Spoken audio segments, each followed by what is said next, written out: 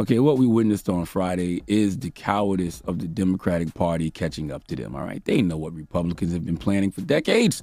Republicans have never hidden their agenda. They have shown and told us what play they are going to run, and for some reason, Democrats never craft a defense to stop it, all right? I mean, we didn't just get here yesterday, people. Yes, it's easy to point the finger at Donald Trump, Mitch McConnell, and say, yeah, they put 3 judges on the Supreme Court. That's true. But I feel like the cowardice and inaction from Democrats caused a lot of this. I have a million questions that people smarter than me can answer.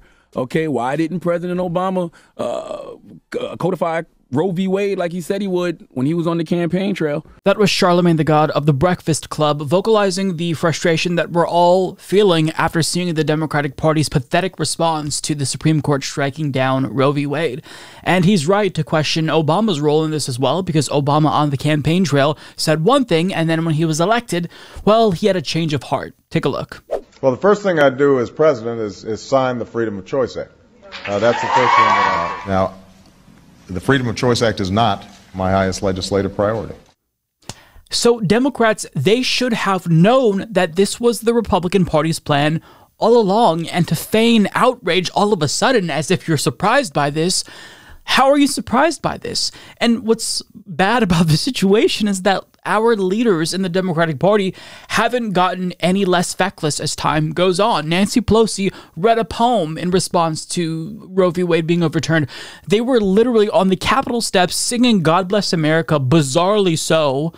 And I don't know how to even process this information. It feels like we're in a parody movie where Democratic Party leaders are so ridiculously cowardly and feckless that the situation feels hopeless.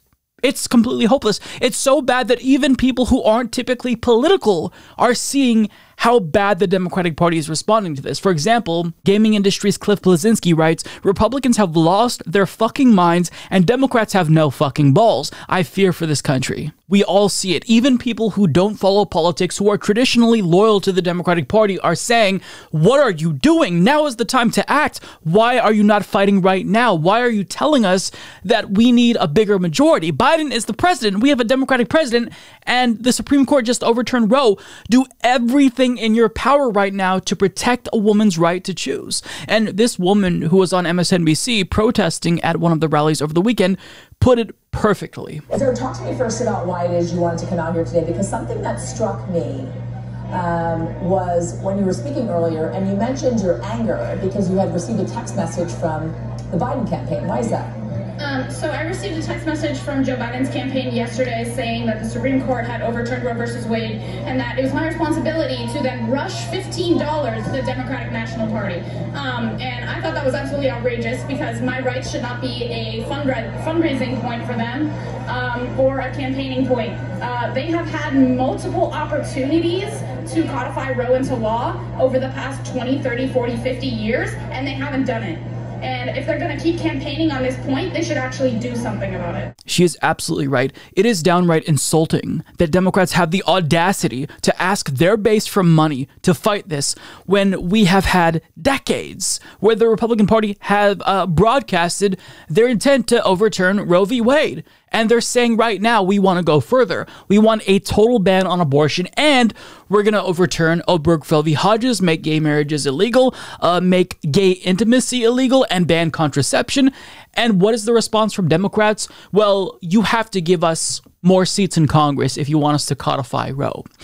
Okay, but you currently still have power. We have a Democratic administration, and there is no shortage of strategies that Biden can implement unilaterally via his pen to make a difference. Here's some of them. As Peter Sullivan of The Hill explains, Senators Elizabeth Warren and Patty Murray led a group of 23 other Senate Democrats calling on Biden to explore a range of executive actions, including allowing abortions to be performed on federal property and providing vouchers for women to travel out of state to get an abortion. As extremist judges and Republican politicians intensify their efforts to strip Americans of their basic reproductive freedoms, you can demonstrate to the country and women everywhere that you will do everything in your power to fight back, the senators wrote to Biden in a letter this month. The Congressional Black Caucus called on Biden to declare a public health emergency around abortion to utilize additional flexibilities and deploy resources where necessary. Representative Alexandria Ocasio-Cortez, speaking at a protest on Friday, called it the babiest of the babiest of the baby steps, in addition to even more far-reaching steps like expanding the Supreme Court. The pressure is a test of how far Biden is willing to go on the issue, with much of his party outraged and demanding action. The president, a Catholic, has had, at times, complicated history on abortion. For example, reversing his support for the Hyde Amendment, banning federal funding for abortion amid controversy in 2019 during the Democratic presidential primary.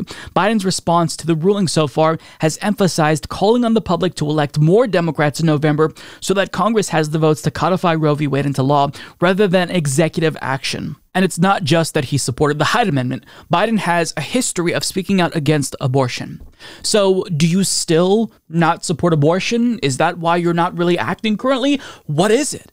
He refuses to act. Now, to be clear, there are some minor things that he's willing to do with executive order, but his administration has been incredibly clear about their apprehensiveness, I guess you can call it, of wanting to use executive action because that could be something that is bad when it comes to their goal of saving the right to reproductive health in this country. As Politico explains, Biden has highlighted his executive powers to protect abortion medication availability by mail and the right to interstate travel for an abortion, steps that the rest of his party have cheered. But his team argues that there are sharp limits to his executive powers to protect abortion access. Administration officials stress the White House needs to mount a public response that's realistic about its limits to avoid doing long-term political or practical harm to their goals. So they are honestly arguing that it is counterproductive for Biden to do executive action because that could, in theory, backfire and jeopardize the Democratic Party's long-term goals. First of all, I don't know what those long-term goals are. It's shocking to think that the Democratic Party even has long-term goals. In fact, I'd argue they don't have long-term goals because they haven't demonstrated that they have any long-term goals. But second of all, you're honestly arguing that inaction is going to be better to achieve your long-term goals. Roe v. Wade was just overturned. When are you going to wake up? Republicans are broadcasting to the world that when we take control, we are going to ban abortion in all 50 states.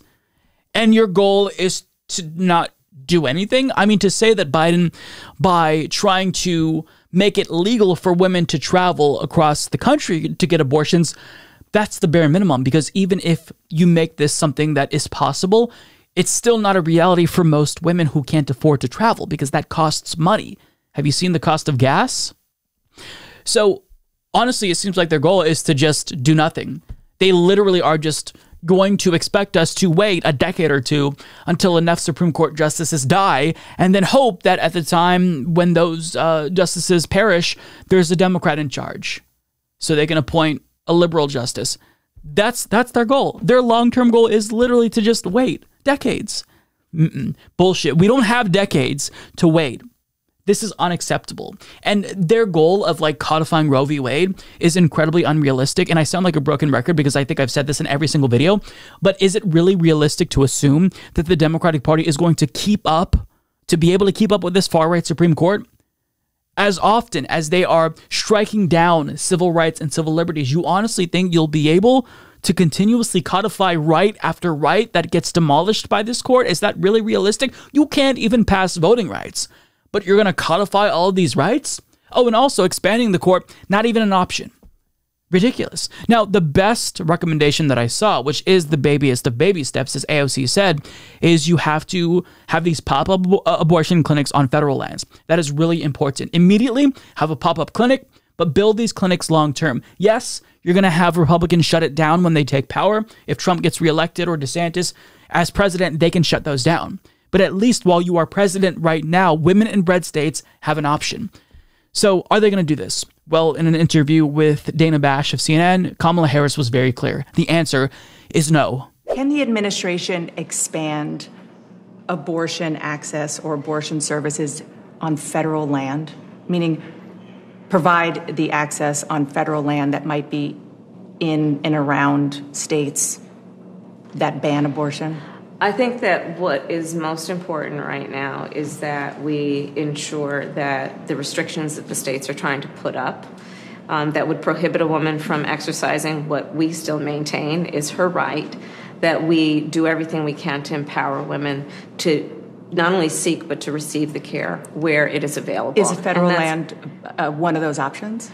I mean, it's not right now what we are discussing, but I will say that when I think about what is happening in terms of the states, we have to also recognize, Dana, that we are 130 odd days away from an election, which is going to include Senate races, right? Part of the issue here is that the court has acted, now Congress needs to act. But if you count the votes, don't appear to have the votes in the Senate. Well, there's an election happening in 130 odd days. I'm taking, for example, thinking of a Senate race in Georgia or North Carolina. There's the Senate race coming up just in a couple weeks in Colorado. And we need to change the balance and have pro-choice legislators who have the power to make decisions about whether this constitutional right will be in law, right? We say codified, put it in law so that there will be no ambiguity about it. That response there was crystal clear. Even though it seems like, she was really giving this long-winded, meandering response, the answer is no. Because she's saying there, oh, well, just imagine if we had a couple more votes.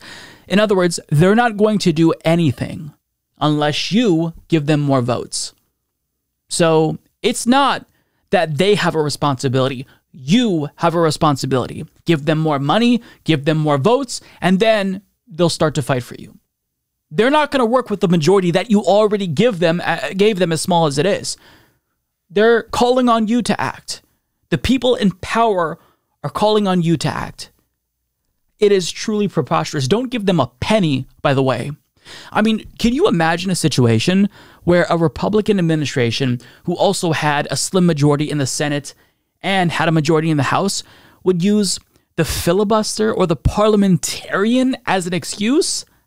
No, Trump would be signing as many executive orders as he possibly can, even knowing that some of them are unconstitutional, but just to buy time. I mean, Biden could just say, all women have the right to an abortion in every single state. It's very obviously something that he can't do. He doesn't have the authority to do that, but make the Supreme Court slap that down. Give us some more time. It's a desperate time, so desperate times call for desperate measures. But Democrats haven't deviated from their playbook. Vote for us again. Give us a bigger majority and give us more money. It is truly ridiculous. The Democratic Party, to say that they fucked up this moment, that they cannot meet this moment and have failed to meet this moment, is an understatement. And now people are acknowledging, yeah, the Democratic Party, they're responsible here as well. Sure, the far-right illegitimate Supreme Court, they ultimately are the ones that did this, but Democrats also, they bear some of the blame here. They never codified Roe v. Wade. On top of that, Ruth Bader Ginsburg refused to step down when she had multiple forms of cancer and died on the court. Democrats time after time have prioritized their own power over our civil rights and civil liberties. And now people are waking up and they're fed up and they're not heeding the call.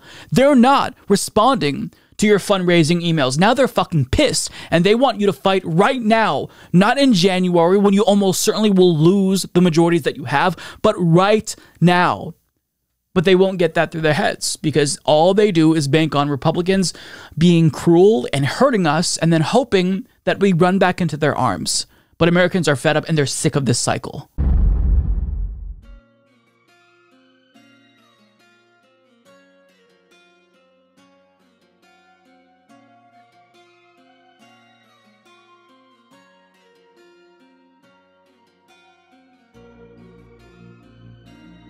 Come on, man.